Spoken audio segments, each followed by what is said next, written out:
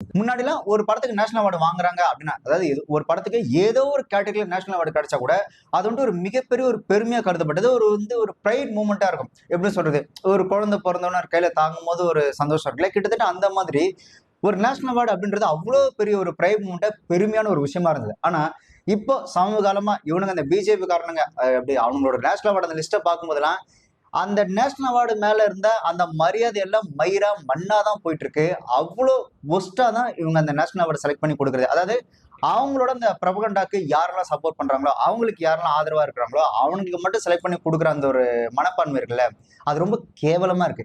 போற போக பார்த்தா அந்த நேஷனல் அவார்ட் அப்படின்றது, இந்த விஜய் டிவி அவார்டு, இந்த பின்கட்டை அவார்ட்லாம் இருக்குல்ல, அதுகிட்டயே தோத்துரும் போல இருக்கு. இந்த விஜய் அவார்ட்ஸ்லாம் எப்படி நடக்கும் அப்படின்னு பார்த்தீங்கன்னா, அவங்களுக்கு யார் ஃபேவரா இருக்காங்களோ, அவங்களுக்கு யார் சப்போர்ட் பண்றாங்களோ, இல்லன்னா அவங்க ஆல்ரெடி ஒரு ஒரு ஒரு லிஸ்ட்ட வந்து ரெடி பண்ணி வச்சிருந்திருப்பாங்க. அவங்க எல்லாருக்கும் கால் பண்ணி கேட்பாங்க. கால் பண்ணி கேட்டு, "சார் நீங்க இந்த மாரி கலந்துக்கிறீங்களா? நீங்க வரீங்களான்னா?"